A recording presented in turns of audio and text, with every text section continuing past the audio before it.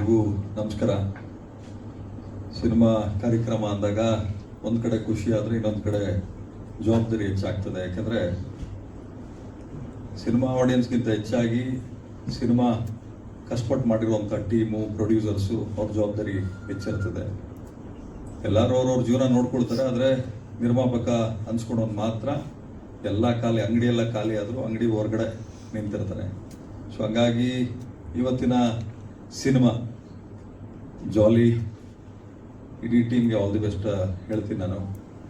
ಅದೇ ರೀತಿ ನನಗೆ ಬಂದಾಗಲೂ ಹೇಳಿದೆ, ಈಗ ಸಿನಿಮಾ ಬಿಸ್ನೆಸ್ ಏನಂತ ಚೆನ್ನಾಗಿಲ್ಲ, ಸೊ ಹಂಗಾಗಿ ಜವಾಬ್ದಾರಿಯಿಂದ ಮಾಡಿ ಅಂತ ಕಾರ್ಯಕ್ರಮಕ್ಕೆ ಕರೆದಿದ್ದಾರೆ.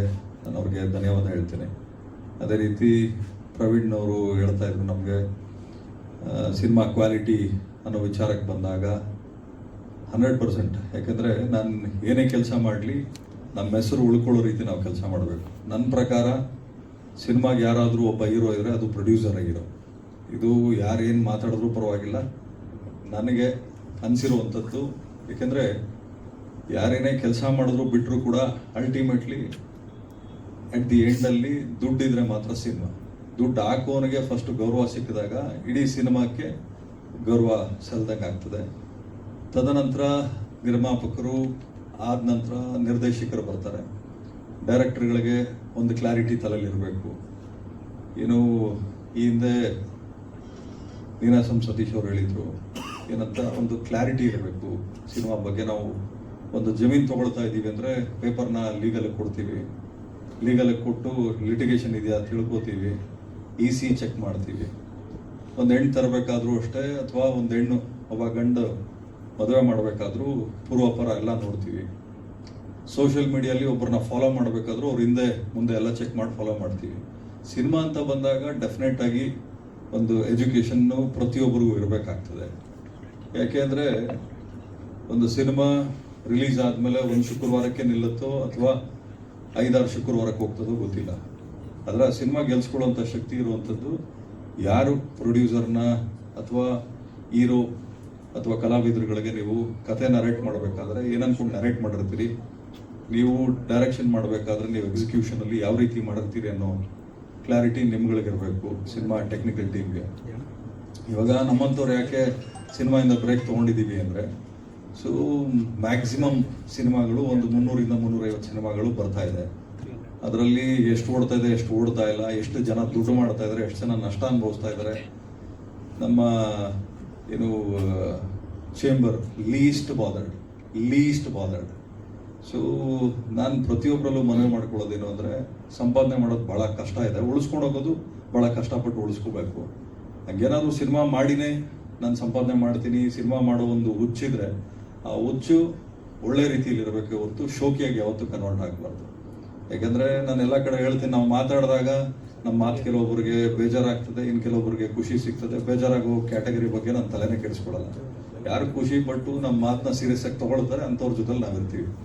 ಈಗ ಜಾಲಿ ಸಿನಿಮಾ ನಾನು ನೋಡಿದೆ, ಏನು ಟ್ರೈಲರ್ ಖುಷಿ ಆಯಿತು, ಎಫರ್ಟ್ಸ್ ಹಾಕಿದ್ರಿ, ಮತ್ತು ನಿಮಗೆ ಕಾಮಿಡಿ ಇದನ್ನು ಟ್ರೈಲರಲ್ಲಿ ನೀವು ಒಂದು ಬಿಟ್ಟು ಹಾಕಿದ್ರಿ, ಖುಷಿ ಆಯಿತು.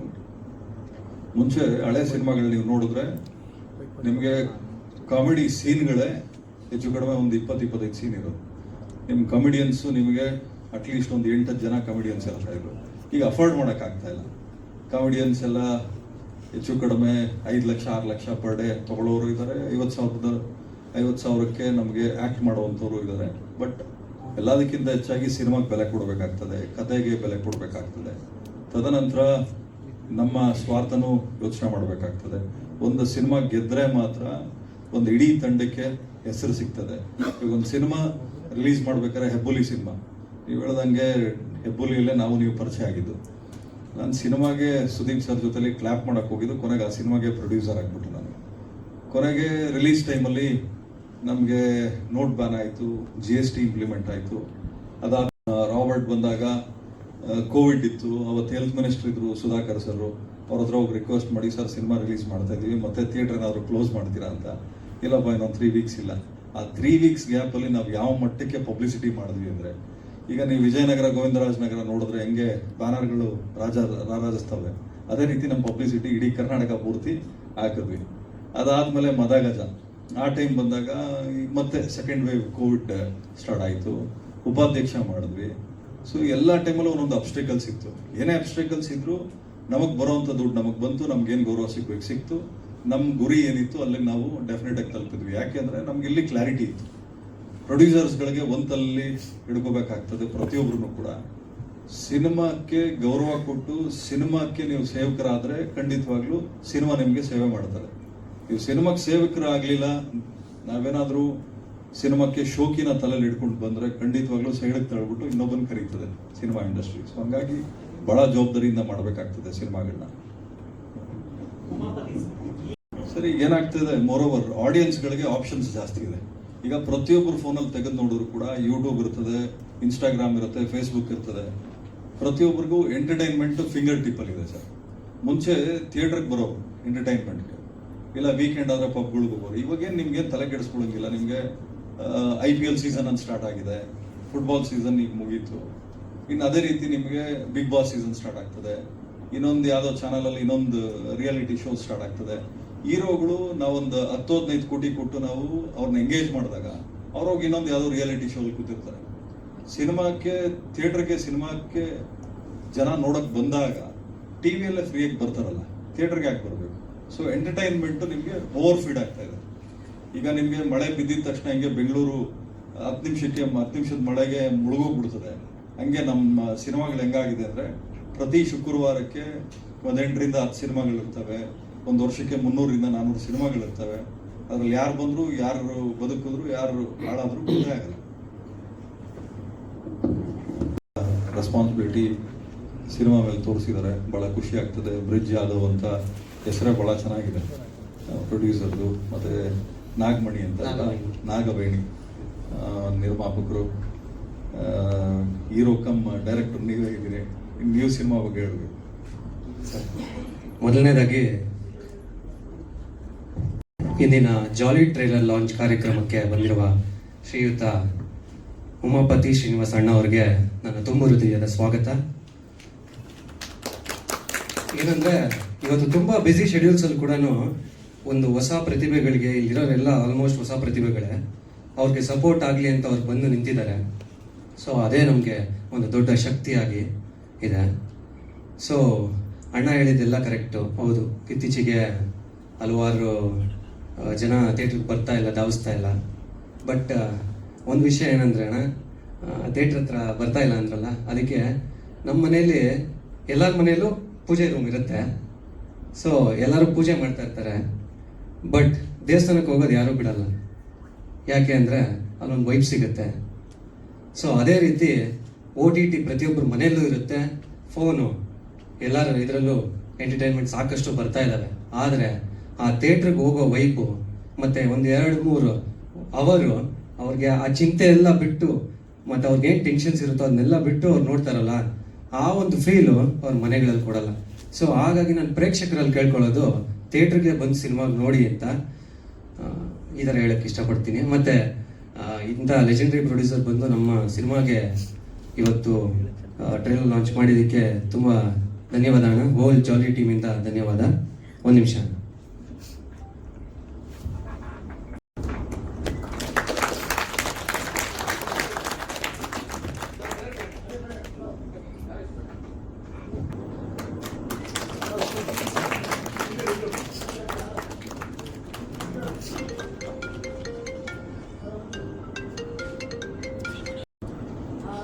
ಬರೀ ಕೊಚ್ಚು ಹೊಡೆದಾಕು ಫೈಟು ಜಾಸ್ತಿ ಇಂಪಾರ್ಟೆನ್ಸ್ ಕೊಡ್ತಾ ಇದ್ದಾರೆ ಹೊರತು ಕಾಮಿಡಿಯನ್ಸ್ ನಿಜವಾಗ್ಲೂ ಜಾಸ್ತಿ ಸ್ಪೇಸ್ ಇಲ್ಲ. ಉಮಾಶ್ರೀ ಮೇಡಮ್ನ ನಾವು ಯಾವಾಗಲೂ ಎಕ್ಸಾಂಪಲ್ ತಗೊಂತಾನೆ ಇರ್ತೀವಿ. ಅವ್ರು ಮಾಡೋ ಥರ ನಮ್ಗೆ ಯಾಕೆ ಮಾಡೋಕ್ಕಾಗ್ತಾರೆ? ಅಟ್ಲೀಸ್ಟ್ ಅವ್ರ ರೇಂಜ್ಗೆ ಯಾಕೆ ಮಾಡದೇ ಇದ್ರು ಅಟ್ಲೀಸ್ಟ್ ಅವರು ಸಿಕ್ಕಿರೋ ಕೆಲವು ಅವಕಾಶಗಳು ಅಟ್ಲೀಸ್ಟ್ ನಮ್ಗೆ ಸಿಕ್ಕಲಿ ಅಂತ. ಸೊ ಹಾಗಾಗಿ ನಿಮ್ಮ ಮುಂದಿನ ಸಿನಿಮಾಗಳಲ್ಲಿ ಪ್ಲೀಸ್ ಕಾಮಿಡಿಯನ್ಸ್ಗೆ, ನಾನು ಅಂತಲ್ಲ ಅವರಿಗೂ ನೀವಲ್ಲ, ಹುಡುಗರಾಗಿರಲಿ ಹುಡುಗಿರಾಗಿರಲಿ, ಕಾಮಿಡಿಯನ್ಸ್ಗೆ ಸ್ವಲ್ಪ ನೀವು ಹೇಳೋಣ ಅಟ್ಲೀಸ್ಟ್ 10 ಸೀನ್ ಆದರೂ ಇಡೋ ಥರ ವೆರಿ ಹೆಲ್ಪ್ಫುಲ್. ವೆರಿ ಒನ್ ಸರಿ. ಯಾಕಂದ್ರೆ ನೀವು ಹೇಳಿದ ರಿಯಾಲಿಟಿ ಶೋಸ್ ಜಾಸ್ತಿ ಬರ್ತಾ ಇದೆ. ನಾವು ರಿಯಾಲಿಟಿ ಶೋಗಳಲ್ಲಿ ಪ್ರತಿ ರಿಯಾಲಿಟಿ ಶೋನಲ್ಲಿ it's become one like of factory. ಹೊಸ ಹೊಸ ಕಾಮಿಡಿಯನ್ಸ್ನ ಹಾಕ್ತಾನೆ ಇದ್ದಾರೆ, ಬರ್ತಾನೆ ಇರಲಿ. ಆದರೆ ಎಲ್ಲರೂ ಲೈಕ್ ಟ್ರಾಫಿಕ್ ಜಾಮ್ ಥರ ಆಗ್ತಾ ಇದೆ. ಅವಕಾಶಗಳು ಪ್ರಾಪರ್. ಈಗ ನೀವು ನೋಡಿದ್ರೆ ಸಂಭಾವನೆ ನಿಜವಾಗ್ಲೂ ಕೇಳ್ತಾ ಇದೆ ಸರ್. ನೀವು 5 ಲಕ್ಷ ಅಂದ್ಬಿಟ್ಟು ದುಡ್ಡಿಲ್ಲ ಅಂದ್ರೆ ಜೀವನದಲ್ಲೇ ನೋಡಿಲ್ಲ ಸರ್. ಈಗ ಏನಾಗ್ತದೆ, ರಾಜಕಾರಣಿ ಅಂದಮೇಲೆ ಕಾಸು ಕೇಸು ಎಲ್ಲ ಎರಡೂ ಇಲ್ಲ ಅಂದ್ರೆ ರಾಜಕಾರಣಿ ಆಗಲ್ಲ. ಸಿನಿಮಾದವರು ಅಂದ್ರೆ ಕಾಸು ಇಲ್ಲದೆ ಸಿನಿಮಾದವ್ರು ಆಗಲ್ಲ. ಯಾಕಂದ್ರೆ ಮೇಂಟೆನೆನ್ಸು, ಬಾಡಿಗೆ, ಅವು ಇವು 108 ಕಮಿಟ್ಮೆಂಟ್ ಇರ್ತದೆ. ಯಾಕೆ ಆ ಮಾತು ಹೇಳಿದೆ ಅಂದ್ರೆ, ಈಗ ನಾವೇ ಮನೇಲಿ ಕುತ್ಕೊಂಡು ಸಿನಿಮಾ ನೋಡ್ಬೇಕಾದ್ರೆ ನನಗೆಲ್ಲ ಸಿನಿಮಾಗಿಂತ ಬಹಳ ಖುಷಿ ಕೊಡುವಂಥದ್ದು 2 ಸಿನಿಮಾ ನಮ್ಮ ಬ್ಯಾನರಲ್ಲಿ ಮಾಡಿರೋದು. ಒಂದಲ್ಲ ಎರಡಲ್ಲ, ಎರಡನೇದು ಉಪಾಧ್ಯಕ್ಷ. ಇವೆರಡು ಸಿನಿಮಾ ಕಾಮಿಡಿ ಮೇಲೆ ವರ್ಕ್ ಮಾಡಿದ್ವಿ. ಈಗ ನೀವೇ ಯೋಚನೆ ಮಾಡಬೇಕು, ಒಬ್ಬ ಚಿಕ್ಕಣ್ಣ ಅನ್ನೋರ್ನ ನ್ಯಾಚುರಲ್ ಸ್ಟಾರ್ ಅಂತ ನಾವು ಲಾಂಚ್ ಮಾಡಿದ್ದೀವಿ ಅಂದರೆ ಅದು ನಮ್ಮ ಧೈರ್ಯ. ಈಗ ನಮ್ಮ ಸಿನಿಮಾ ಮೇಲಿರೋ ಮರ್ಯಾದೆ, ಸಿನಿಮಾ ಮೇಲಿರೋ ನಂಬಿಕೆ, ಆ ಸ್ಕ್ರಿಪ್ಟ್ಗೆ ಹೆಚ್ಚು ಕಡಿಮೆ 2 ವರ್ಷ ವರ್ಕ್ ಮಾಡಿದ್ವಿ. ಈಗ ಸೀನ್ಗಳು ಬರಿಬೇಕಾದ್ರೆ ಡೈರೆಕ್ಟರ್ಗಳು ಕಾಮಿಡಿ ಮೇಲೆ ಸೀನ್ಗಳು ಬರಿಬೇಕಾಗ್ತದೆ, ಸಿನಿಮಾ ಕತೆ ಮಾಡಬೇಕಾಗ್ತದೆ. ನೀವು ಹೇಳ್ದಂಗೆ ಒಡಿ ಬಡಿ ಅದಕ್ಕೆ OTTಗಳಿದ್ದಾವೆ. ಸೆನ್ಸಾರ್ ಇಲ್ಲದೆ ನೀವೊಂದು ಸಿನಿಮಾಕ್ಕೆ ಏನಾದರೂ ಒಂದು ಕಾಮಿಡಿ ಮಾಡಬೇಕಾದ್ರೂ ಒಂದು ಪದ ವ್ಯತ್ಯಾಸ ಆದರೂ ಸೆನ್ಸರ್ ಅವ್ರು ಅಲ್ಲೇ ಹಿಡ್ದಾಕ್ತಾರೆ. ಬೀಂಗ್ ಅ ಪ್ರೊಡ್ಯೂಸರ್ ನಾನು ಜಗಳ ಮಾಡಿ ನನ್ನ ಸೀನ್ನ ನಾನು ಉಳಿಸ್ಕೊಂಡಿದ್ದೀನಿ ಸಿನಿಮಾಕ್ಕೆ. ಡೈರೆಕ್ಟರ್ಗಳು ಮರ್ತೋಗ್ಬಿಟ್ಟಿರ್ತಾರೆ. ನಾನು ಕೂತ್ಕೊಂಡು ಒಂದ್ಸಲಿ ಕತೆ ಕೇಳಿದ್ಮೇಲೆ ಯಾವ ಕಥೆಯಲ್ಲಿ ಏನೇನಿದೆ, ಯಾವ ಡೈಲಾಗ್ ಇದೆ ನನ್ನ ತಲೆಯಲ್ಲಿ ಹಿಡ್ಕೋತೀನಿ. ಅದು ಬಿಟ್ಟು ಬೇರೆ ಏನೇ ಕೇಳೋರು ನನಗೆ ನೆನಪಿರಲ್ಲ. ವ್ಯಾಪಾರ ಅನ್ನೋದು ಒಂದೇ ನನಗೆ ನೆನಪಿರೋದು, ಸಂಬಂಧಗಳು ನೆನಪಿರ್ತದೆ. ಯಾಕೆ ಈ ಮಾತು ಹೇಳಿದೆ ಅಂದರೆ, ನೋಡಿ ಈಗ ನಾವು ಉಪಾಧ್ಯಕ್ಷ ಇದು ಮಾಡಬೇಕಾದ್ರೆ ಸೆನ್ಸರ್ ಬೋರ್ಡ್ ಅವ್ರಿಗೆ ನಾನು ಕೇಳ್ದೆ, ಅಲ್ಲ ಸರ್ ನಿಮಗೆ ಕಾಮಿಡಿ ಶೋಗಳಿಗೆ ನೀವು ನೋಡ್ತಾ ಇದ್ರೆ ಇಂಟಿಮೆಸಿ ಸೀನ್ ಇಡ್ತಾರೆ, ಡೈಲಾಗ್ಗಳೆಲ್ಲ ಡಬಲ್ ಅಲ್ಲ, 3 ಅಲ್ಲ, 10 ಟೈಮ್ಸ್ ಅದೊಂಥರ ವಿಚಿತ್ರ ಡೈಲಾಗ್ಗಳು ಇಡ್ತಾರೆ. ನಿಮಗೆ ಅಡ್ವರ್ಟೈಸ್ಮೆಂಟ್ಸ್ ತುಂಬ ಇಂಟಿಮೆಸಿ ಸೀನ್ ಇಡ್ತಾರೆ. ನಾವು ಸಿನಿಮಾದಲ್ಲಿ ಒಂದೇ ಒಂದು ಚಿಕ್ಕ ಸೀನ್ ಇಟ್ಬಿಟ್ರೆ ಕಟ್ ಮಾಡಿಸ್ತಾರೆ. ಆ ಬೋರ್ಡಲ್ಲಿ ಕೂತಿರೋರು ಯಾರು, ಆರ್ಟಿಸ್ಟ್ಗಳೇ ಕೂತ್ಕೊಳ್ತಾರೆ ಅಲ್ಲಿ. ಅವ್ರು ನಮ್ಮ ಹತ್ರ ವಾದ ಮಾಡ್ತಾರೆ, ನೀವು ಡಿಲೀಟ್ ಮಾಡಬೇಕು ಅಂತ. ಒಂದು ಚಿಕ್ಕ ಪದನ ಡಿಲೀಟ್ ಮಾಡಬೇಕು ಅಂತಾರೆ. ಈಗ ಕಾಮಿಡಿ ನಾವು ಯಾಕೆ ಇಂಪಾರ್ಟೆನ್ಸ್ ಕೊಡಬೇಕು ಅಂದರೆ, ಸಿನಿಮಾಕ್ಕೆ ಬರೋವಂಥವ್ರು ಯಾರು ಸ್ಟ್ರೆಸ್ ತೊಗೊಳಕ್ಕೆ ಬರಲ್ಲ, ಸ್ಟ್ರೆಸ್ ಬಸ್ಟರ್ ಆಗಿ ಸಿನಿಮಾ ನೋಡೋಕ್ಕೆ ಬರ್ತಾರೆ. ಈಗ ಉಮಾಶ್ರೀ ಮೇಡಮ್ದು ನೀವು ಹೇಳಿದ್ರಿ, ಅವತ್ತಿನ ಕಾಲದಲ್ಲಿ ನಿಮಗೆ ಡೈರೆಕ್ಟರ್ಗಳ ವಿಷನ್ ಏನಿತ್ತು ಅಂದರೆ ಕತೆ ಮೇಲೆ ಕುತ್ಕೊಂಡು ಫೋಕಸ್ ಮಾಡೋರು. ಇವತ್ತು ಹೀರೋ ಎಲಿವೇಶನ್ ಕೇಳ್ತಾರೆ, ಬಿಲ್ಡಪ್ ಸೀನ್ ಕೇಳ್ತಾರೆ. ಈಗ ಸಿನಿಮಾ ಪೂರ್ತಿ ಬಿಲ್ಡಪ್ ಸೀನೇ ಹಾಕ್ಬಿಟ್ರೆ ಸಿನಿಮಾ ಎಲ್ಲಿರ್ತದೆ? ಹೀರೋ ಸೆಂಟ್ರಿಕ್ ಸಿನಿಮಾಗಳು ಕಡಿಮೆ ಆಗಬೇಕು. ನಿಮಗೆ ಉಪಾಧ್ಯಕ್ಷ ನೀವು ನೋಡ್ಬೋದು, ಹೀರೋ ಸೆಂಟ್ರಿಕ್ ಇಲ್ಲವೇ ಇಲ್ಲ. ಎಲ್ಲೂ ಹೀರೋ ಹೊಡೆದಿಲ್ಲ, ಒದೆ ತಿಂದಿದ್ದಾನೆ ಹೊರತು ಹೀರೋ ಎಲ್ಲೂ ಹೊಡೆದಿಲ್ಲ. ಸೊ ನಾವು ಕಾಮಿಡಿಗೆ ಕೊಡುವಂಥ ಆದ್ಯತೆ ಅದು. ನಾನೇನು ಹೇಳ್ತೀನಿ ಖಂಡಿತವಾಗ್ಲೂ ಅದನ್ನು ಮಾಡ್ತೀನಿ. ಅದೇ ರೀತಿ ಕಾಮಿಡಿಯನ್ಸು ಯಾಕೆ 50,000ದಿಂದ 5 ಲಕ್ಷದವರೆಗೂ ಇದ್ದಾರೆ ಅಂತ ಹೇಳಿದ್ದು ಅಂದರೆ, ಕೆಲವೊಂದಷ್ಟು ಸಲ ಡೈರೆಕ್ಟರ್ ಕತೆ ಬರೀಬೇಕಾದ್ರೆ ಒಬ್ಬ ವ್ಯಕ್ತಿಗೆ ಅಂತ ಕತೆ ಬರೆದು ಬಿಡ್ತಾರೆ, ಅಡ್ಜಸ್ಟೇ ಆಗಲ್ಲ. ಪ್ರೊಡ್ಯೂಸರ್ಗೆ ಡಿಮ್ಯಾಂಡ್ ಮಾಡ್ತಾರೆ, ನೀವು ಇಂಥವ್ರನ್ನೇ ನಮಗೆ ಕೊಡಬೇಕು ಅಂತ. ಸೊ ಅಫೋರ್ಡ್ ಮಾಡೋಕ್ಕಾಗಲಿಲ್ಲ ಅಂದರೆ ಸೀನ್ನ ಸ್ಕ್ವೀಸ್ ಮಾಡ್ತಾರೆ. 15 ದಿವಸನೋ 20 ದಿವಸನೋ ಇರ್ತದೆ. ಅವಾಗ ಏನಾಗ್ತದೆ, 10 ದಿವಸಕ್ಕೆ ಕೂರಿಸ್ಕೊಡ್ತಾರೆ. ಆ ದುಡ್ಡನ್ನೇನು ಕೊಡ್ತಾರೆ ಕಾಂಪನ್ಸೇಟ್ ಮಾಡಿ ಬ್ಯಾಲೆನ್ಸ್ ಮಾಡಿಬಿಡ್ತಾರೆ. ಅದಾಗಬಾರ್ದು ಅಂತಂದರೆ ಕೆಲವೊಂದಷ್ಟು ಒಳ್ಳೆ ಸಿನಿಮಾಗಳಿಗೆ ಸ್ವಲ್ಪ ಪ್ರೊಡ್ಯೂಸರ್ನು ಗಮನದಲ್ಲಿ ಇಟ್ಕೊಂಡು, ಅಥವಾ ಡೈರೆಕ್ಟರ್ಗಳು ಅಷ್ಟೇ ಬರೀ ಹೀರೋ ಸೆಂಟ್ರಿಕ್ಕು ಮಾಸ್ ಬಿಟ್ಟು ಕಾಮಿಡಿ ಬಗ್ಗೆ, ಮಾರಲ್ಸ್ ಬಗ್ಗೆ ಸಿನಿಮಾ ಏನು ಮಾರಲ್ ಏನು ಎಲ್ಲ ಸೀನಲ್ಲೂ ಇರಬೇಕಾಗಿಲ್ಲ. ಅಟ್ಲೀಸ್ಟ್ ಒಂದೊಂದು ಸಾರ್ಟ್ ಆಫ್ ಇದರಲ್ಲಿ ಆದ್ಯತೆ ಕೊಡಬೇಕಾಗ್ತದೆ. ಆಮೇಲೆ ಸಿನಿಮಾಗಳು ಗೆದ್ದಾಗ ಮಾತ್ರ ನಿಮಗೆ ಕ್ವಾಲಿಟಿ ಆಫ್ ಸಿನಿಮಾಗಳು ಬರ್ತವೆ, ಕ್ವಾಲಿಟಿ ಆಫ್ ಡೈರೆಕ್ಟರ್ಸ್ ಬರ್ತಾರೆ, ಕ್ವಾಲಿಟಿ ಆಫ್ ಪ್ರೊಡ್ಯೂಸರ್ಸು, ಆರ್ಟಿಸ್ಟ್ಗಳು ಉಟ್ಕೊಳ್ತಾರೆ. ಆಮೇಲೆ ನಾವು ಯಾವ ಸಿನಿಮಾ ಮಾಡಿದಾಗಲೂ ಅಷ್ಟೇ, ನನಗೆ ಕಾಮಿಡಿ ಮೇಲೆ ಕೆಲಸ ಮಾಡು ಅಂತ ಡೈರೆಕ್ಟರ್ಗಳು ಹೇಳ್ತೀನಿ. ಇವಾಗ ಹೆಬ್ಬುಲಿಯಲ್ಲಿ ಚಿಕ್ಕಣ್ಣ ಅವರು ಇದ್ರು, ಸೆಕೆಂಡ್ ಕಟ್ ಮಾಡಿದ್ರೆ ರಾಬರ್ಟಲ್ಲಿ ಚಿಕ್ಕಣ್ಣ ಅವ್ರು ಇರಲಿಲ್ಲ. ಆ್ಯಕ್ಚುಲಿ ನಾನು ಹೇಳ್ದೆ, ನನ್ನ ಸ್ನೇಹಿತನಪ್ಪ, ಸಿನಿಮಾ ನಂದು, ನಾನು ಹೇಳ್ದಂಗೆ ನೀನು ಸಿನಿಮಾ ಮಾಡ್ಬೇಕು, ನೀನು ಹೇಳ್ದಂಗೆ ನಾನು ಕೇಳೋಕ್ಕಾಗಲ್ಲ, ನನ್ನ ಸ್ನೇಹಿತ ಸಿನಿಮಾದಲ್ಲಿ ಇರಬೇಕು ಅಂತೇಳಿ ಚಿಕ್ಕಣ್ಣ ಅವ್ರನ್ನ ಆ ಸಿನಿಮಾಲ್ಲಿ ಕ್ಯಾರಿ ಓವರ್ ಮಾಡಿದ್ವಿ. ಮದಗಜ ಅಗೇನ್ ರಿಪೀಟ್ ಮಾಡಿದ್ವಿ. ಶಿವರಾಜ್ ಕೇರ್ಪೇಟೆ ಅವರು ಇದರಲ್ಲೂ ಇದ್ರು, ಅದರಲ್ಲೂ ಇದ್ರು. ಧರ್ಮಣ್ಣ ಅವರು ನಿಮಗೆ ಗೊತ್ತು, ಧರ್ಮಣ್ಣ ಅವರು ರಾಬರ್ಟಲ್ಲೂ ಇದ್ರು, ಉಪಾಧ್ಯಕ್ಷಲ್ಲೂ. ನಾವೊಂದು ಕಂಫರ್ಟ್ ಟೀಮ್ ಅಂತ ಯಾವತ್ತೂ ಇಟ್ಕೊಡಲ್ಲ. ಯಾರು ಸಿನಿಮಾಗೆ ಗೌರವ ಕೊಟ್ಟು ಕೆಲಸ ಮಾಡ್ತಾರೆ ನಾವು ಅವ್ರನ್ನ ಕಾಪಾಡ್ಕೊಳ್ಳುವಂಥ ಕೆಲಸ ಮಾಡ್ತೀವಿ. ಆಮೇಲೆ ಇನ್ನು 5 ಲಕ್ಷ ತೊಗೊಳ್ತೀವಿ, ಹೆಮ್ಮೆಯಿಂದ ಹೇಳ್ಕೊಳ್ಳಿ, 50 ಲಕ್ಷ ತೊಗೊಳ್ಳೋವರೆಗೂ ನಾವು ಬೆಳಿತೀವಿ ಅಂತ ಯಾಕೆ ಮುಜುಗರ ಪಡ್ತೀವಿ? ನಮಗೆ ಕೇಳಕ್ಕೆ ಭಯ ಸರ್, ಅಕಸ್ಮಾತ್ ಜಾಸ್ತಿ ಕೇಳಿದ್ರೆ ಇರೋ ಅವಕಾಶನೂ ಕಳೆದೋಗುತ್ತೆ ಅನ್ನೋ ಕಾರಣಕ್ಕೆ ನಾವು ಕಂಪ್ರೆಸ್ ಆಗ್ತದೆ. ಗುಡ್. ಮತ್ತೆ ನಿಮಗೆ ಫೀಮೇಲ್ ಕಾಮಿಡಿಯನ್ ಫ್ರೆಂಡ್ಸ್ ಯಾರಿಗೆ? ರಾಜಕೀಯ ಬಂದ್ಮೇಲೆ ಫೀಮೇಲ್ ಅಂತ ಅನ್ನೋಂಗೆ ಇಲ್ಲ, ಕತೆ ಕಟ್ಬಿಡ್ತಾರೆ. ಸಿನಿಮಾ ಪ್ರೊಡ್ಯೂಸರ್ ಆದಾಗ ರೊಮ್ಯಾಂಟಿಕ್ ಆಗಿ ಹೇಳ್ತಾರೆ, ನಮ್ಮ ಹೀರೋ ರೊಮ್ಯಾಂಟಿಕ್ ಅಪ್ಪ, ನಮ್ಮ ಪ್ರೊಡ್ಯೂಸರ್ ರೊಮ್ಯಾಂಟಿಕ್ ಅಂತ. ರಾಜಕೀಯಕ್ಕೆ ಬಂದ್ಬಿಟ್ರೆ ಬ್ರೇಕಿಂಗ್ ನ್ಯೂಸ್ ಹಾಕೊಂಡು ಹೊಡಿತಾರೆ.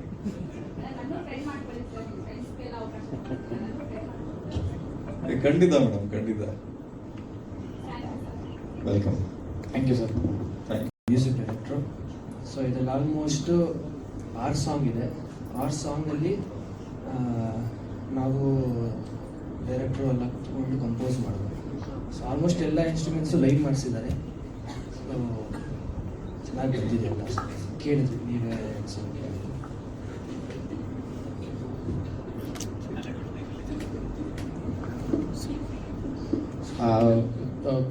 ಇದು ಬಂಚಿಕ್ಕಿ ಸಾಂಗು ತುಂಬ ದೊಡ್ಡದಾಗಿ ಹಿಟ್ ಆಗಿದೆ. ಯುವರಾಜ್ ಭಟ್ರಲ್ಲಿ ಲಿರಿಕ್ಸ್ ಬರೆದಿದ್ದಾರೆ.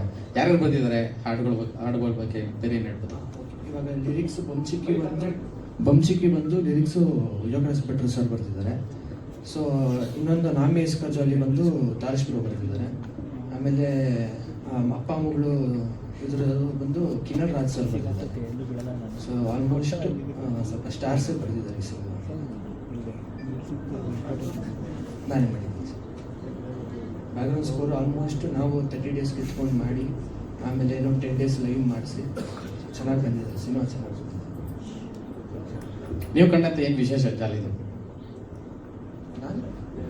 ನೀವು ಕಂಡಂತೆ ಸಿನಿಮಾ ಜಾಲಿ ವಿಶೇಷ ಏನು? ಕಾಮಿಡಿನ?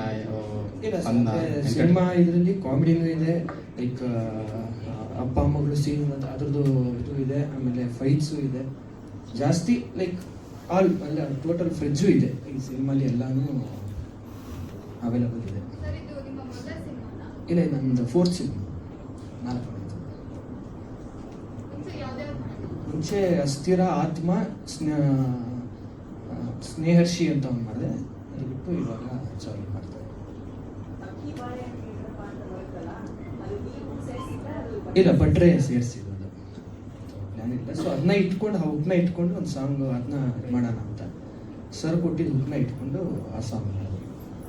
ಇವತ್ತು ಅವರ ಅನುಪಸ್ಥಿತಿಯಲ್ಲಿ ಯಾರ್ಯಾರು ಇದ್ದಾರೋ ಅವರೆಲ್ಲರೂ ನಮ್ಮ ಜಾಲಿ ಚಿತ್ರದ ಬಗ್ಗೆ ಕೆಲವೊಂದು ಮಾತುಗಳನ್ನ ಹೇಳ್ತಾರೆ, ಏನೇನು ನಡೀತು ಅಂತ ಹಂಚ್ಕೋತಾರೆ. ಸೊ ಮೊದಲನೇದಾಗಿ ರೇಖಾ ದಾಸ್ ಮ್ಯಾಮ್ ಜೊತೆ ಮಾತಾಡ್ಸೋಣ. ಮಾಧ್ಯಮ ವರ್ಗದವರಿಗೆ, ಕಲಾ ತಂಡವರಿಗೆ ಹಾಗೂ ಕಲಾಭಿಮಾನಿಗಳಿಗೆ ನಿಮ್ಮ ರೇಖಾದಾಸ್ ಮಾಡುವ ನಮಸ್ಕಾರ. ಈ ಜಾಲಿ ಅನ್ನೋ ಸಿನಿಮಾ ನನಗೆ ತಾರುಷ್ ಅವರು ನನಗೆ ಕಾಲ್ ಮಾಡಿ, ಮೇಡಮ್ ಇದು ಒಂದೇ ಚಿಕ್ಕ ಸೀನ್ ಇದೆ, ತುಂಬ ಚಿಕ್ಕ ಸೀನ್ ಇದೆ ಅಮ್ಮಮ್ಮ, ಅಂದರೆ 2 ಸೀನ್ ಬರ್ಬೋದು ಅಷ್ಟೇ, ಮಾಡ್ತೀರಾ ಅಂತಂದರು. ಮಾಡ್ತೀನಿ ಅಂತ ಅಂದೆ. ಎಷ್ಟೋ ವರ್ಷಗಳಿಂದ ಹಳೆಯ ಕಲಾವಿದರಿಗೆ ಕೆಲಸನೇ ಇಲ್ಲ ಇಂಡಸ್ಟ್ರಿಯಲ್ಲಿ, ಯಾವ ಪ್ರೊಡ್ಯೂಸರು ಕರೀತಿಲ್ಲ, ಎಲ್ಲ ಹೊಸೊಬ್ಬರನ್ನ ಹಾಕೋತಾರೆ. ಗಂಡಸರಿಗೆ ಕಾಮಿಡಿಗೆ ಕರೀತಾರೆ, ಆದರೆ ಹೆಣ್ಣು ಮಕ್ಕಳಿಗೆ ಕರೆಯೋದೇ ಬಿಟ್ಬಿಟ್ಟಿದ್ದಾರೆ. ಇದು ನಾನು ತಿಳಿದ ಮಟ್ಟಿಗೆ ಎಷ್ಟೋ ವರ್ಷಗಳಿಂದ ಇದನ್ನು ನಾನು ಎಲ್ಲ ಮೀಡಿಯಾದಲ್ಲೂ ಹೇಳ್ತಾ ಬಂದಿದ್ದೀನಿ. ಆದ್ರೂ ಯಾವುದೇ ಥರದ ಏನು ಎಫೆಕ್ಟ್ ಆಗಲಿಲ್ಲ ಅಂತ. ಅದರಲ್ಲಿ ಕೆಲಸ ಇಲ್ದಿರೋ ಟೈಮಲ್ಲಿ ನನಗೆ ತಾರುಷ್ ಅವರು ಕರೆದು ಕೆಲಸ ಕೊಟ್ಟಿದ್ದು. Thank you so much Tarush. All the best for the movie. ನನ್ನ ಕ್ಯಾರೆಕ್ಟರ್ ತುಂಬ ಚೆನ್ನಾಗಿದೆ, ಪ್ರಿನ್ಸಿಪಲ್ ಕ್ಯಾರೆಕ್ಟರು. ಅದರಲ್ಲಿ ಕಾಮಿಡಿ ಅಂಥದ್ದು ಒಂದಷ್ಟು ಚಿಕ್ಕ ಸೀನ್ ಆದ್ರೂ ಅದು ಒಂದು ವೆಯ್ಟ್ ಇದೆ ಆ ಕ್ಯಾರೆಕ್ಟ್ರಿಗೆ. ಅಷ್ಟು ಚೆನ್ನಾಗಿ ಬಂದಿದೆ. Thank you once again and thank you for the team. Thank you. ಅದೇ ಪಾತ್ರದಲ್ಲಿ ಏನು ಮಾಡಿಲ್ಲ, ನಾನು ಸೆಕೆಂಡ್ ಹೀರೋ ಇದರಲ್ಲಿ. ಆ ಸೆಕೆಂಡ್ ಹೀರೋ ಅಂದರೆ 1 ಸೆಕೆಂಡಲ್ಲಿ ಬಂದು ಹೋಗ್ಬಿಡ್ತೀನಿ ಆ ಥರ ಸೆಕೆಂಡ್ ಹೀರೋ. ಒಂದು ಯಾವುದೋ ಒಂದು ಮಾಸ್ಟರ್ ಪಾತ್ರ ಒಂದು ಕೊಟ್ಟಿದ್ದಾರೆ, ಖುಷಿ. ಆದರೆ ಇವತ್ತು ಸಿನಿಮಾ ಬಗ್ಗೆ ತುಂಬ ವಿಸ್ತಾರವಾಗಿ ಉಮಾಪತಿ ಸರ್ ಹೇಳಿದರು. ನಿಜನೇ, ಅವ್ರು ಹೇಳಿದ ಮಾತುಗಳೆಲ್ಲವೂ ಸತ್ಯನೇ. ಅವರೊಂದು ನಿಷ್ಠುರಾದ ಮಾತನ್ನು ಕೂಡ ಮಾತಾಡಿದ್ರು. ಆದರೆ ಇವತ್ತು ಆ ಥರದ್ದು ಯಾರೇನು ಕಂಡ್ರೂ ಪರವಾಗಿಲ್ಲ ಅನ್ನೋದು ಮಾತು ಹೇಳಿದ್ರಲ್ಲ, ಅದು ಒಂದು ಇದು. ಇವತ್ತು ನಾನು ಕೂಡ ಹೇಳ್ತಾ ಇದ್ದೀನಿ, ಇವತ್ತು ಎಷ್ಟೋ ಜನ ಕೆಲವರು ತೋಲ್ಗೆ ಮಾಡೋಂಥದ್ದಿದೆ, ಏನು ಸಿನಿಮಾಗಳನ್ನು ದುಡ್ಡುಗೆ ಇದು ಮಾಡೋಂಥದ್ದಿದೆ. ಆದರೆ ಇವತ್ತು ಈ ತಾರುಷ್ ಏನಿದ್ದಾನೆ, ಅವನೊಬ್ಬ ರಂಗಭೂಮಿ ಕಲಾವಿದ. ನಮ್ಮ ಜನಪದರು ಅಂತೇಳಿ ನಮ್ಮದೊಂದು ರಂಗತಂಡ ಇದೆ, ಅದು ನಿಂಬೆಕಾಯಿಪುರ ಹೊಸಕೋಟೆ ಹತ್ರ ಇದೆ. ಆ ರಂಗತಂಡದ ಕಲಾವಿದ ಅವನು. ಅಲ್ಲಿ ಸ್ಟೇಜಲ್ಲಿ ಮಳೆ ಹೊಡೆಯೋದ್ರಿಂದ ಹಿಡಿದು ಮ್ಯೂಸಿಕ್ ಇರ್ಬೋದು, ನಟನಾಗಿ, ನಿರ್ದೇಶಕನಾಗಿ, ಎಲ್ಲ ಸೆಟ್ ವರ್ಕ್ ಆಗಿ ಎಲ್ಲ ಕೆಲಸವನ್ನು ಮಾಡಿ ಅವನು ಕಲೆಯನ್ನು ಮೈಗೂಡಿಸಿ ಇವತ್ತು ಆ ಕಲೆನ ಒಂದು ಎಲ್ಲರಿಗೂ ವಿಸ್ತರಿಸಬೇಕು ಅಂತೇಳಿ ಇವತ್ತು ಅವನು ಒಂದು ಎಫರ್ಟ್ ಹಾಕಿ ಇವತ್ತು ಕಷ್ಟಪಟ್ಟು ಇಲ್ಲಿ ಒಂದು ಸಿನಿಮಾನ ಮಾಡಿದ್ದಾನೆ. ಇಂಥ ಒಂದು ಕಲಾವಿದರಿಗೆ ಎಲ್ಲರ ಪ್ರೋತ್ಸಾಹ ತುಂಬಾ ಮುಖ್ಯ. ಎಲ್ಲ ಪ್ರೇಕ್ಷಕ ಮಹಾಪ್ರಭುಗಳು ಇಂಥ ನಟರಿಗೆ ಆಶೀರ್ವಾದ ಮಾಡಲಿ, ಮಾಧ್ಯಮ ಮಿತ್ರರು ಕೂಡ ಇಂಥವರ ಸಹಾಯಕ್ಕೆ ನಿಂತ್ಕೊಳ್ಳಿ ಅಂತ ಹೇಳ್ತಾ ಈ ಸಿನಿಮಾ ಯಶಸ್ವಿಯಾಗಲಿ ಅಂತ ಹೇಳಿ ನನ್ನ ಮಾತನ್ನು ಮುಗಿಸ್ತಾ ಇದ್ದೀನಿ. ಸರಿಯಾಗಿ ಗುರೈಸ್ತದೆ ಸರ್. ಅದು ಆ್ಯಕ್ಚುಲಿ ಕೇಳಬೇಕಿತ್ತು, ಆದರೆ ನಿಮ್ಮ ಥರ ಯಾರಾದರೂ ಅಂದರೆ ನೀವು ಯಾವಾಗಲೂ ಸಿಗಲ್ಲ, ಸೊ ಸಿಕ್ಕಾಗ ಕೇಳಬೇಕು ಅಂತ ಕೇಳಿದ್ದಷ್ಟೇ. ಸೊ ಈ ಒಂದು ಸಿನಿಮಾದಲ್ಲಿ ಶೋಭರಾಜ್ ಸರ್ ಜೊತೆ ಒಂದು ಕಾಂಬಿನೇಷನ್ ಅವಕಾಶ ಸಿಕ್ತು. So thank you so much Tarush. So Tarush ತುಂಬ ಕಷ್ಟಪಟ್ಟು ಇಷ್ಟಪಟ್ಟು ಈ ಒಂದು ಸಿನಿಮಾನ ಮಾಡಿದ್ದಾರೆ. ಸೊ ಎಲ್ಲ ಸೂಪರ್ ಸ್ಟಾರ್ಗಳ ಥರ ನೀವು ಒಬ್ಬರು ಸೂಪರ್ ಸ್ಟಾರ್ ಆಗಿ ಈ ಒಂದು ಸಿನಿಮಾಯಿಂದ ಸಕ್ಸಸ್ಫುಲ್ ಆಗಲಿ. ಈ ಸಿನಿಮಾಗೆ ನಿಮ್ಮೆಲ್ಲರ ಸಪೋರ್ಟ್ ಬೇಕು. ಹಾಗೆ ಸರ್ ನಿಮ್ಮ ಸಪೋರ್ಟ್ ಕೂಡ ಖಂಡಿತವಾಗ್ಲೂ ಬೇಕು. ನೀವು ಹೆಂಗೆ ಇವಾಗ ಬರಬೇಕಾದ್ರೆ ನಿಮ್ಮ ಜೊತೆ ಒಂದು 4-5 ಜನ ಗುಂಪಲ್ಲಿ ಬಂದ್ರಿ, ಅದೇ ಥರ ನಮ್ಮ ಹೀರೋ ಕೂಡ ನೆಕ್ಸ್ಟ್ ಮೂವಿ ಅಷ್ಟೊತ್ತಿಗೆ ಅಷ್ಟೇ ಸೂಪರ್ ಸ್ಟಾರ್ ಆಗಬೇಕು ಅಂತ ನನ್ನ ಆಸೆ.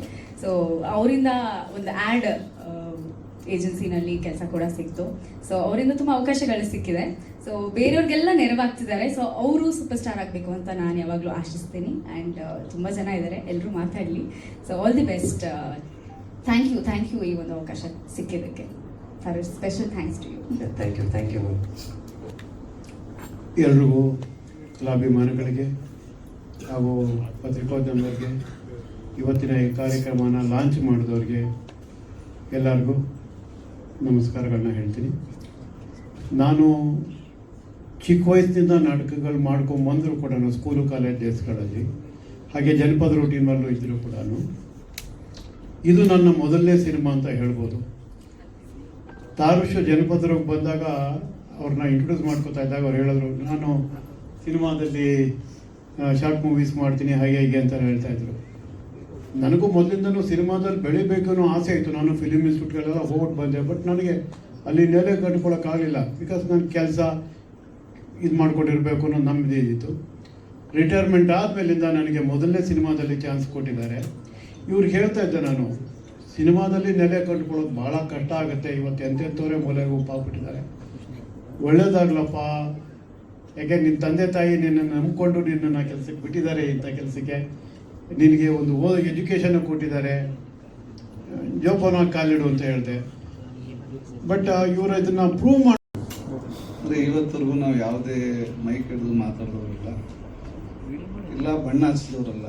ನನ್ನನ್ನು 3 ತಿಂಗಳು ಸತತವಾಗಿ ಪ್ರಿಪೇರ್ ಮಾಡಿ ಈ ಕ್ಯಾರೆಕ್ಟರ್ಗೆ ತಾರುಷು ನನ್ನ ಪ್ರಿಪೇರ್ ಮಾಡಿ ಬಿಟ್ಟಿರೋದ್ರಿಂದ ನಾನು ಈ ಸಿನಿಮಾಲಿ ಒಂದು ಪಾತ್ರ ವಹಿಸಿರ್ತೀನಿ. ಇಷ್ಟೇ ಹೇಳೋದು. Thanks. Thank you.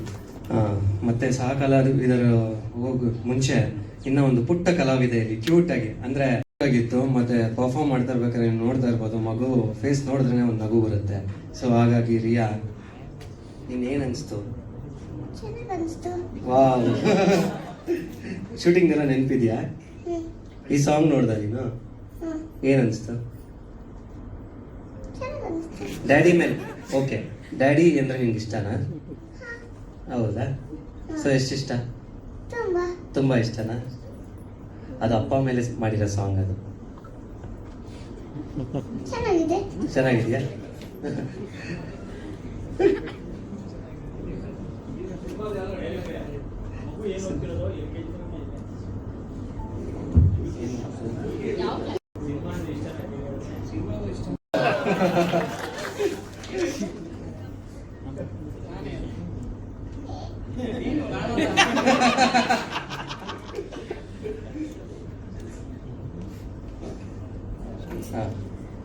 Next Bharat ಅನ್ನೋರು ಇಷ್ಟಪಟ್ಟು ಈ ಸಿನಿಮಾನ ಮಾಡಿದ್ದೀವಿ.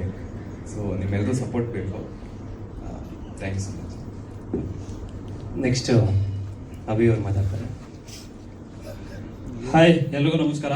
First of all thank you so much ಎಲ್ಲ ಮೀಡಿಯಾದವ್ರಿಗೂ. And thank you so much sir ನಿಮಗೂ ಕೂಡ. ಯಾಕೆಂದರೆ ಹೊಸಬ್ರು ಸಿನಿಮಾಗೆ ಬಂದು ನೀವು ಸಪೋರ್ಟ್ ಮಾಡ್ತಾರೆ, ತುಂಬ ಖುಷಿ ಆಯಿತು. ಸೊ ಇದೇ ಥರ ಸಪೋರ್ಟ್ ಮಾಡ್ತೀರಿ. ಆ್ಯಕ್ಚುಲಿ ಏನೇನೋ ಪ್ರಿಪೇರ್ ಆಗಿದೆ ಮಾತಾಡೋಣ ಅಂತ, ನಿಮ್ಮನ್ನೆಲ್ಲ ನೋಡ್ಬಿಟ್ಟು ಭಯ ಆಗ್ತಿದೆ. ನಾನು ಸುಮ್ಮನೆ ಒಂದಿನ ನಮ್ಮ ಚಿಕ್ಕಪ್ಪನ ಕೇಳಿದ್ದೆ, ಅಪ್ಪ ಯಾವ ಥರ ಸಿನಿಮಾ ಮಾಡಬೇಕು ಅಂದರೆ, ಯಾವ ಥರ ಸಿನಿಮಾ ಇದ್ರೆ ಅಂದರೆ ಕಾಮಿಡಿ ಇದ್ರೇನಾ, ಥ್ರಿಲ್ಲರ, ಹಾರರ ಅಥವಾ ಅಂದರೆ ಎಮೋಷನ್ ಅಂತ ಕೇಳಿದ್ದಕ್ಕೆ ನಾನು ಹೇಳಿದ್ರೆ, ನಾನೊಂದು ಸಿನಿಮಾ ಮಾಡ್ತೀನಿ ಫುಲ್ಲು ಹೆಂಗೆ ಅಂದ್ರೆ ಜನ ನೋಡ್ಕೊಂಡು ಈಚೆ ಹತ್ಕೊಂಡ್ಬರ್ಬೇಕು ಅಂತ ಹೇಳಿದ್ರು. ಆ ಥರ ಸಿನಿಮಾ ಮಾಡಿ ಯಾರೋ ಬರಲ್ಲ ಬಿಡು ಅಂತ ಹೇಳಿದ್ರು. ಯಾಕೆ ಅಲ್ಲ ನಾನು ಅಂದ್ರೆ ನಮ್ಮ ಮನೆಗೆ ಬಂದು ನಾನು ಹೆಂಡತಿ ಮಕ್ಕ ನೋಡಿದ್ರೆ ಹೇಳ್ತೀನಿ ಇನ್ ಸಿನಿಮಾಗೆ ಬಂದು ಯಾಕಪ್ಪ ಅಳಬೇಕು ಅಂತ ಹೇಳಿದ್ರು. ಅವತ್ತು ನನಗನ್ನಿಸ್ತು ಸೊ ಎಲ್ಲಾ ತರ ಜಾನರ್ ಇದ್ರೇನೆ ಜನ ಬಂದು ಸಿನಿಮಾನ ನೋಡೋದು ಅಂತ. ಸೊ ಹಾಗಾಗಿ ನಾವು ಎಷ್ಟೋ ಸಲ ಸ್ಕ್ರಿಪ್ಟ್ ಮಾಡ್ಬೇಕಾದ್ರೆ ಎಷ್ಟೋ ಸಲ ನಾವೇ ಎಂಜಾಯ್ ಮಾಡಿದೀವಿ. ಸೊ ಎಷ್ಟೋ ಸಲ ನಕ್ಕಿದೀವಿ, 1 ಅವರ್ 2 ಅವರ್ ಅದರಿಂದ ಹೊರಗಡೆನೆ ಬರಕ್ ಆಗ್ತಿರ್ಲಿಲ್ಲ. ಸೊ ಎಲ್ಲ it's mixture of all emotions. So ದಯವಿಟ್ಟು ಇದೇ 31ನೇ ತಾರೀಕು ನಿಮ್ಮ ಹತ್ತಿರದ ಚಿತ್ರಮಂದಿರಗಳಲ್ಲಿ ಬಂದು ನೋಡಿ. ನಿಮ್ಮ ಪ್ರೀತಿ, ನಿಮ್ಮ ಪ್ರೋತ್ಸಾಹ ನಮ್ಮ ಹೊಸ ತಂಡದ ಮೇಲೆ ಇರಬೇಕು. ಎಲ್ಲಿವರೆಗೂ ನಾವು ಇರ್ತೀವೋ ಇಂಡಸ್ಟ್ರಿಯಲ್ಲಿ ಅಲ್ಲಿವರೆಗೂ ನಿಮ್ಮನ್ನ ಎಂಟರ್ಟೈನ್ ಮಾಡ್ತಾನೆ ಇರ್ತೀವಿ. ಸೊ ನಮಗೆ ಬೇಕಾಗಿರೋದಿಷ್ಟೇ ನಿಮ್ಮ ಸಪೋರ್ಟ್ ಅಷ್ಟೇ. So thank you so much. Thanks Abhi. Press meet ಕೊಟ್ಟಿದ್ದೀನಿ. ಇವಾಗಲೂ ನನಗೆ ಮುಂದೆ ನಿಂತ್ಕೊಂಡು ಮೈಕ್ ಹಿಡ್ಕೊಂಡ್ರೆ ಕೈ ಕಾಲೆಲ್ಲ ನಡುಗುತ್ತೆ. ಅದಕ್ಕೆ ಬರಲ್ಲ ಅಂದ್ಬಿಟ್ಟು ಅಲ್ಲೇ ಕುಂತಿದ್ದೆ. ಬಾ ಅಂತ ಫೋರ್ಸ್ಫುಲಿ ಕರ್ಸ್ಕೊಂಡಿದ್ದಾರೆ. ನಾನು ತಾರೀಶ್ ಅವರು ಆಲ್ಮೋಸ್ಟ್ ಮೂವಿ ಫೀಲ್ಡ್ ಅಂದರೆ ಪರಿಚಯ. ಮಾಫಿಯಾ ಫಿಲಮಲ್ಲಿ ಪರಿಚಯ ಆಗಿದ್ದು. ಅದಾದಮೇಲೆ ನಂದೊಂದು ಫಿಲಮ್ ನೋಡ್ಬಿಟ್ಟು ಈ ಫಿಲಮ್ಗೆ ವಿಲನ್ ಕ್ಯಾರೆಕ್ಟರ್ ಮಾಡ್ಕೊಡ್ಬೇಕು ಅಂತ ಹೇಳಿದ್ರು. ಸರಿ ಆಯಿತು ಅಂದ್ಬಿಟ್ಟು ಬಂದು ಕುಂತ್ಕೊಂಡು ಒಂದು 3-4 ದಿವಸ ಕುಂತ್ಕೊಂಡು ಪ್ರಾಕ್ಟೀಸ್ ಮಾಡಿ ಅದು ಬಂದ್ಬಿಟ್ಟು ಕೋಲಾರ್ ಸ್ಲ್ಯಾಂಗ್ ಬರುತ್ತೆ. ನಮಗೂ ಕೋಲಾರ್ ಸ್ಲ್ಯಾಂಗಿಗೂ ಫುಲ್ಲು ಅಜಗಜಾಂತರ. ನಾನು ಮಾತಾಡೋದಕ್ಕೂ ಅವರೆಲ್ಲ ಪ್ರಾಕ್ಟೀಸ್ ಕೊಟ್ಟು ಫುಲ್ಲು ರೆಡಿ ಆಗಿಬಿಟ್ಟು ಆಮೇಲೆ ಮಾಡಿದ ಕ್ಯಾರೆಕ್ಟ್ರು ತುಂಬ ಚೆನ್ನಾಗಿ ಬಂದಿದೆ. ಕ್ಯಾರೆಕ್ಟ್ರು ತುಂಬ ಚೆನ್ನಾಗಿದೆ. ಹಾಗೆ ಮೂವಿನೂ ತುಂಬ ಚೆನ್ನಾಗಿದೆ. ತುಂಬ ಕಷ್ಟ ಬಿದ್ದು ನಾನು ತುಂಬ ವರ್ಷದಿಂದ ನೋಡ್ತಾ ಇದ್ದೀನಿ. ತುಂಬ ಕಷ್ಟ ಬಿದ್ದು ಒದ್ದಾಡ್ಕೊಂಡು ತುಂಬ ಮಾಡ್ತಾ ಇದ್ದಾರೆ ಫಿಲ್ಮು. All the best. ಎಲ್ಲರೂ ಸಪೋರ್ಟ್ ಮಾಡಿ, ಎಲ್ಲ ಒಳ್ಳೇದಾಗಲಿ.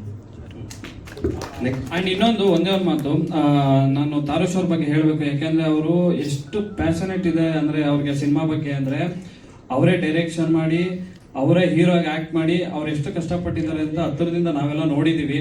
ಸೊ ನನಗೆ ಅನ್ನಿಸ್ದಂಗೆ ಅವ್ರಿಗೆ ಒಳ್ಳೆ ಲೈಕ್ ಅವ್ರು ಅನ್ಕೊಂಡಂಗೆ ಎಲ್ಲಾ ಫೆಸಿಲಿಟಿ ಸಿಕ್ಬಿಟ್ರೆ ನನಗೆ ಗೊತ್ತು ನೆಕ್ಸ್ಟ್ ಬರೋ ಕನ್ನಡ ಇಂಡಸ್ಟ್ರಿಯಲ್ಲಿ he will be the mass hero. So thank you so much. ನಿಮ್ಮ ಪ್ರೀತಿ, ನಿಮ್ಮ ಆಶೀರ್ವಾದ ಅವ್ರ ಮೇಲೂ ಇರಲಿ. Thank you. Thank you. Mass hero ಎಲ್ಲ. ಇದು ನನ್ನ first movie. Santosh first phone ಮಾಡಿ ಹೇಳಿದಾಗ ಒಂದು ಪಾತ್ರ ಇದೆ ಅಂತ, ನಾನು ಮೂವಿ ಮಾಡಿಲ್ಲ, ಫಸ್ಟ್ ಟೈಮ್ ಇರೋದ್ರಿಂದ ಆಯಿತು ಮಾಡ್ತೀನಿ, ಆದರೆ ಅಕ್ಕ ಮಾತೇ ಇಲ್ಲ ಇದರಲ್ಲಿ ಅಂದರು. ಆದರೂ ಮಾಡಿದ್ದೀನಿ. ತುಂಬ ಪುಟ್ಟ ಪಾತ್ರ. ಅವನ್ನ ನಾನು ರಂಗಭೂಮಿಯಿಂದ ನೋಡಿದ್ದೀನಿ. ಪ್ಲೀಸ್ ಅವನಿಗೆ ಸಪೋರ್ಟ್ ಮಾಡಿ. ಅವನು ರಂಗಭೂಮಿಯಲ್ಲಿ ಹೇಗಿದ್ದ, ಈಗ ಇಷ್ಟು ದೊಡ್ಡ ಸ್ಕ್ರೀನ್ ಮೇಲೆ ಅವನು ಬರಬೇಕು ಅಂದರೆ ತುಂಬ ಶ್ರಮ ಪಟ್ಟಿದ್ದಾನೆ. ನಿಮ್ಮೆಲ್ಲರ ಸಪೋರ್ಟು ಅವನಿಗೆ ಬೇಕು ಅಷ್ಟೇ. All the best. Thank you. Cinema ಮಾಡಾದ್ಮೇಲೆ ಅವ್ರದ್ದು ಪಾತ್ರ ಇದೆ ಇದರಲ್ಲಿ. ಸೊ ಅವ್ರಿಗೂ ಕೂಡ ನಾವು ಅರ್ಪಿಸ್ತೀರಿ. ಸೊ ಅವ್ರ ಆಶೀರ್ವಾದ ಇರುತ್ತೆ ಅಂತ ನಾವು ಕೇಳ್ಕೊಳ್ತಾ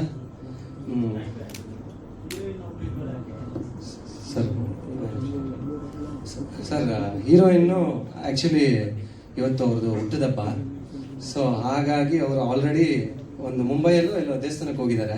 ಸೊ ನಮ್ಮ ಚಿತ್ರಕ್ಕೆ ಒಳ್ಳೇದಾಗಲಿ ಅಂತಲೇ ಕೇಳ್ಕೊಂಬರಕ್ಕೆ ಹೋಗೋರೆ ಅವ್ರ ಫ್ಯಾಮಿಲಿ ಜೊತೆ. ಸೊ ನಾವು ಸಡನ್ನಾಗಿ ಅಂದರೆ 31ಕ್ಕೆ ರಿಲೀಸ್ ಬರ್ತಾ ಇರಿ, ಪೋಸ್ಟ್ಪೋನ್ ಮಾಡ್ಕೊಳ್ಳೋಕ್ಕೂ ಒಂದು ಅವಕಾಶಗಳಿರಲಿಲ್ಲ. ಸುಮಾರು ದಿನಗಳಿಂದನೇ ಪ್ರವೀಣ್ ಸರ್ ಹತ್ರ ಮಾತಾಡ್ಬಿಟ್ಟಿದ್ದಾರೆ. ಹಾಗಾಗಿ ಅವ್ರು ಬರಲಿಕ್ಕಾಗಿಲ್ಲ. ಬಟ್ ಅವರು ಬೆಸ್ಟ್ ವಿಶಸ್ನ ಮತ್ತೆ ಮುಂದಿನ ದಿನಗಳಲ್ಲಿ ಇಂಟರ್ವ್ಯೂಸಲ್ಲಿ ಹೇಳ್ತಾರೆ.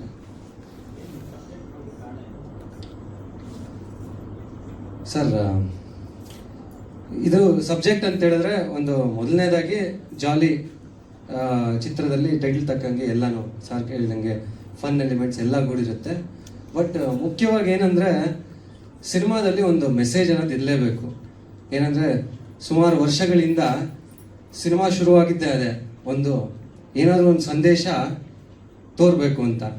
ಡಾಕ್ಟರ್ ರಾಜ್ಕುಮಾರ್ ಅವರು ಬಂಗಾರದ ಮನುಷ್ಯ ಮಾಡಿದಾಗ ಎಷ್ಟೋ ಜನ ತಮ್ಮ ಕೆಲಸಗಳನ್ನ ಬಿಟ್ಟು ಕೃಷಿ ಕಡೆ ಹೋದರು. ಅದೇ ರೀತಿ ಪ್ರತಿಯೊಂದು ಸಿನಿಮಾದಲ್ಲೂ ಒಂದು ಮೆಸೇಜ್ ಇರುತ್ತೆ. ನಮ್ಮ ಸಿನಿಮಾದಲ್ಲಿ ಏನಂದರೆ ಈ ಇತ್ತೀಚೆಗೆ ನೀವು ನೋಡ್ತಾ ಇರ್ಬೋದು, ವಿಚ್ಛೇದನೆಗಳು ಹೆಚ್ಚಾಗ್ತಿದೆ. ಯಾವ ಥರ ಅಂದರೆ ಅವಾರ್ಡ್ ಬಂದಿರೋ ಥರ ಪೋಸ್ಟ್ಗಳು ಮಾಡ್ಕೊತವ್ರೆ ಸೆಲೆಬ್ರಿಟೀಸು. ಸೊ ಎಲ್ಲಿಗೆ ಹೋಗ್ತಾ ಇದೆ ನಮ್ಮ ಕಲ್ಚರ್ ಅಂತ ನನಗಂತೂ ಅರ್ಥನೇ ಆಗ್ತಿಲ್ಲ. ನಮ್ಮ ತಂದೆ ತಾಯಿಂದರು, ಅವ್ರ ತಂದೆ ತಾಯಿಂದರೆಲ್ಲ ನೋಡಿರ್ಬೋದು ನೀವು. ಸಾವಿರ ಸುಳ್ಳು ಹೇಳಿ ಒಂದು ಮದುವೆ ಮಾಡ್ತಾರೆ, ರಿಲೇಷನ್ಶಿಪ್ನ ಅಷ್ಟು ಸ್ಟ್ರಾಂಗ್ ಆಗಿ ಇಟ್ಕೊತಾರೆ. ಬಟ್ ಇತ್ತೀಚೆಗೆ ಕೆಲವೊಂದು ಮಿಸ್ಅಂಡರ್ಸ್ಟ್ಯಾಂಡಿಂಗ್ಸಿಂದ ಒಂದು ರಿಲೇಷನ್ಶಿಪ್ ಬ್ರೇಕ್ ಆಗುತ್ತೆ, ಇಲ್ಲಾಂದ್ರೆ ಮದುವೆ ಆಗಿದ್ರೆ ಡಿವೋರ್ಸ್ವರೆಗೂ ಹೋಗುತ್ತೆ. ಮುಂದಿನ ಜನಕ್ಕೆ ಅಂದರೆ ಮುಂದಿನ ಪೀಳಿಗೆಗೆ ಇದನ್ನೇ ನಾವು ತೋರಿಸ್ಕೊಡ್ತಾ ಇದ್ದೀರಾ ಅಂತ.